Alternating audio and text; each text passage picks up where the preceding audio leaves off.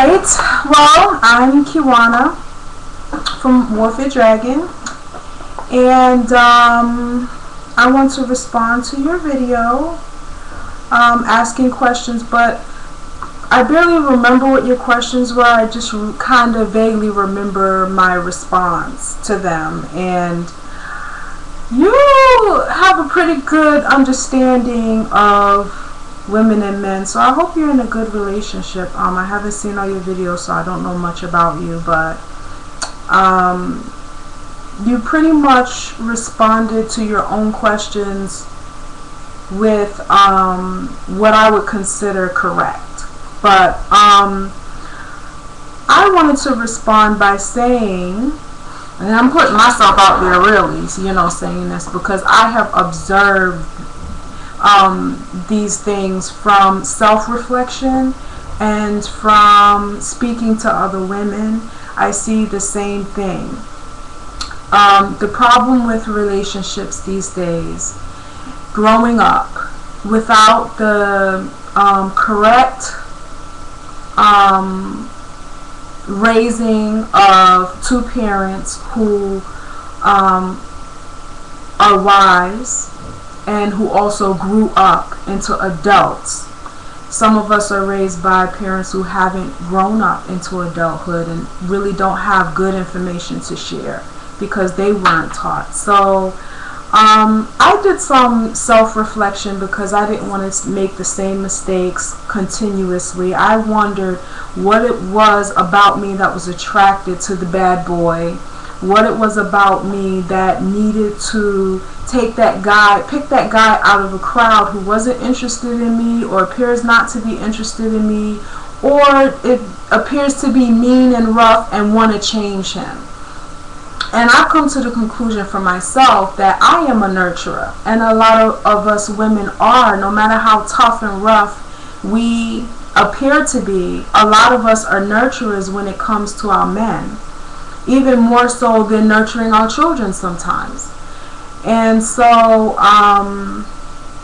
we like to nurture, and we have that, but we get a little confused. You're supposed to nurture children, you're not supposed to nurture men. And if you're supposed to nurture men, how are you supposed to do that?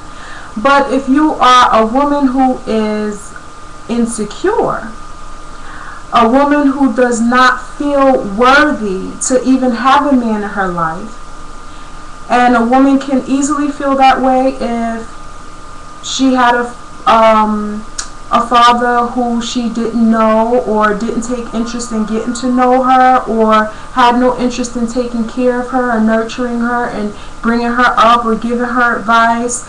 I would like to call these type of women, like I call myself, orphan women.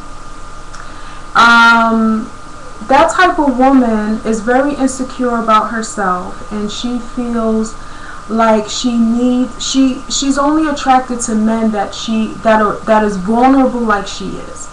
The man has to be in such a state of vulnerability. Hold on, my phone is ringing. That he is open to the idea of allowing her to mold him and to shape him and to control him. So she sees this man that needs help mentally and emotionally, and she feels, okay, if I'm going to get a man, my only way of getting one is if I make one. So I'm going to take this man who appears to be open-minded to a woman like me, who doesn't deserve an already made man, or a man that is sure about himself and sure about what he wants and what he needs. Since I am not worthy to have this kind of man, I'm going to make a man for me, and I'm going to take this man in whom is childlike, very childlike, and mold him and shape him like I would my child, nurture him, feed him, love up on him, and maybe at some point he will consider me worthy enough to love me back, to nurture me back, to take care of me the way that I took care of him. So we feel like we have to do something to earn a man's affection, to earn the security that we feel that we need from a man. And most women, yes, we do want to feel secure, but we don't want to feel controlled in that security. We do want to keep a certain amount of independence. So it's really hard to find that balance in a relationship. But I think that men's problem is, you know, they get mad at us for not wanting the good guy because a lot of times we can't help who we are attracted to. And men are usually attracted to women who are not attracted to them because they enjoy the challenge also of earning the affections of a woman, of making and molding that woman to, you know, see him in a light of honor and adoration. And women are looking for the same thing. Both men and women are looking for the same thing.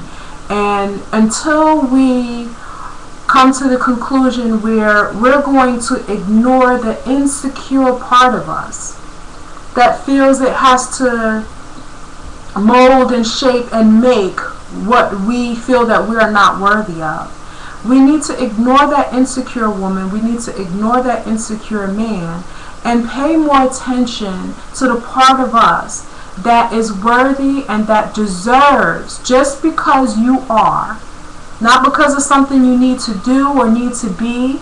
As long as you are a woman or a man who is willing to grow, who is willing to continually find balance in their life, who is willing to be open to spirituality, who is willing to be teachable and lovable, then you shouldn't have a problem finding someone for you or having that person find you. You just have to wait. But you have to ignore that insecure woman who is saying, no honey, you can't have that man over there.